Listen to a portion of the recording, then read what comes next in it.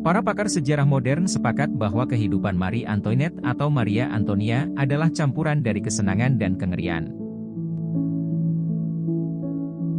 Dia dikenal sebagai Ratu Prancis yang hidup mewah, tapi kemudian dieksekusi dengan guillotine saat Revolusi Prancis. Marie Antoinette adalah perempuan yang cantik ketika dia masih muda. Namun dia juga orang yang naif, dan hidupnya di Prancis bukanlah sesuatu yang mudah dan mulus. Orang-orang Prancis membencinya. Dia harus berurusan dengan gosip jahat dan tuduhan mengerikan. Tapi apa kebenaran di balik kisah hidupnya yang dramatis? Apakah dia wanita jahat atau lebih tepatnya korban manipulasi yang tidak bisa dia duga sebelumnya? Mari kita ulas kisahnya.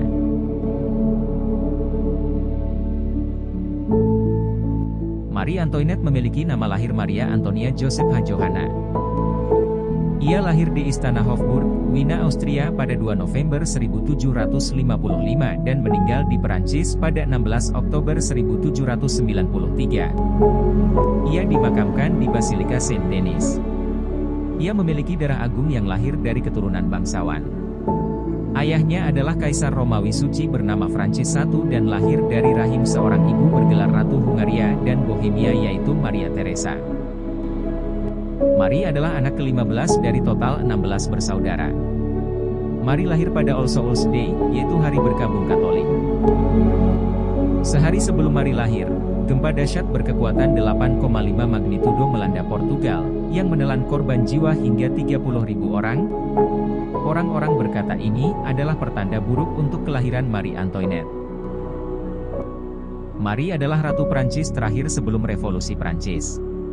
Ayahnya meninggal ketika dia baru berusia 10 tahun.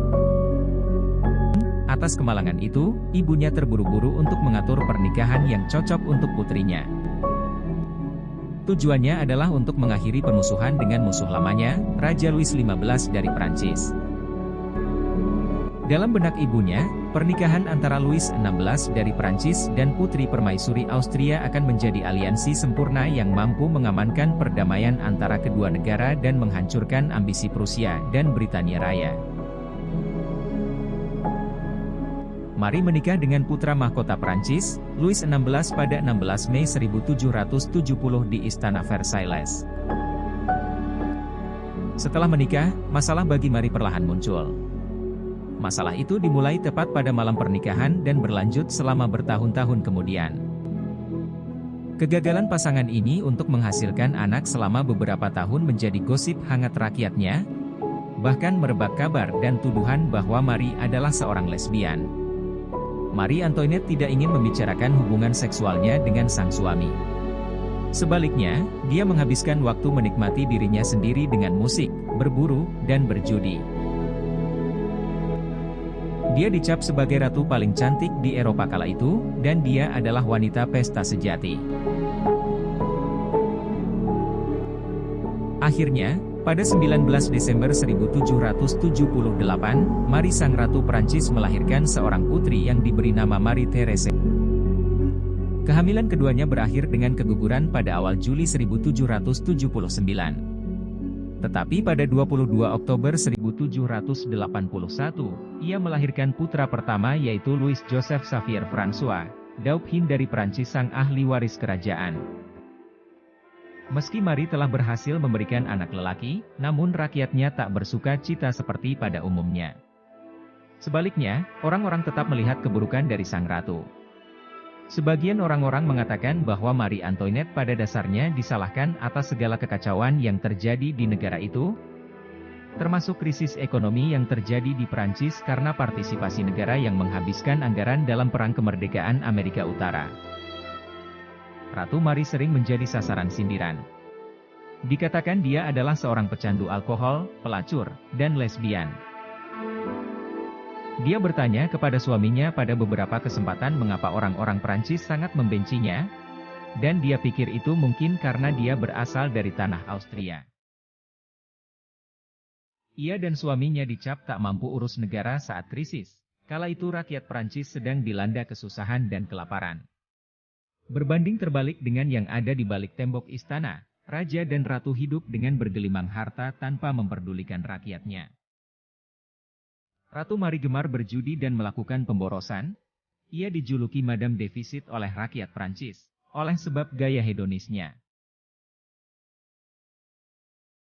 Puncak kemarahan rakyat adalah saat rakyat mengepung Istana Versailles pada 5 Oktober 1789. Para wanita mencibir dan meneriaki serta menuntut Raja Louis dan Sang Ratu menemui mereka. Peristiwa inilah yang dipercaya para pakar sebagai pemantik revolusi Perancis. Kerumunan besar para wanita yang frustasi dan berbagai sekutu mereka tumbuh menjadi ribuan massa. Dengan didorong oleh para agitator revolusioner, mereka mengobrak-abrik gudang senjata kota dan berbaris ke Istana Versailles, sekitar 13 mil dari Paris. Rakyat merangsek ke dalam istana, beberapa orang mengepung dan mendobrak kamar Ratu Mari, nyaris ia tak mampu lolos dari sergapan, sebelum ia diselamatkan lewat pintu rahasia di dalam istana.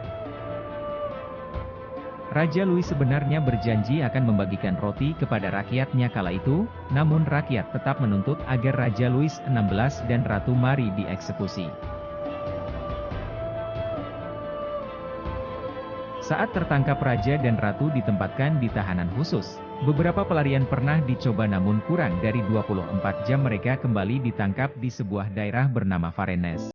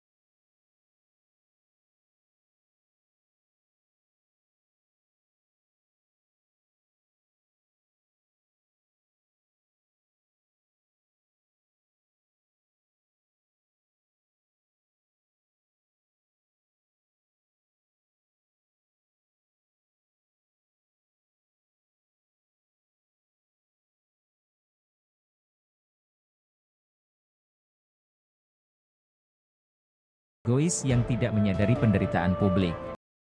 Namun para penulis lain menyajikan citra yang lebih positif yang menyatakan bahwa dia adalah korban dari keadaan yang tidak menguntungkan.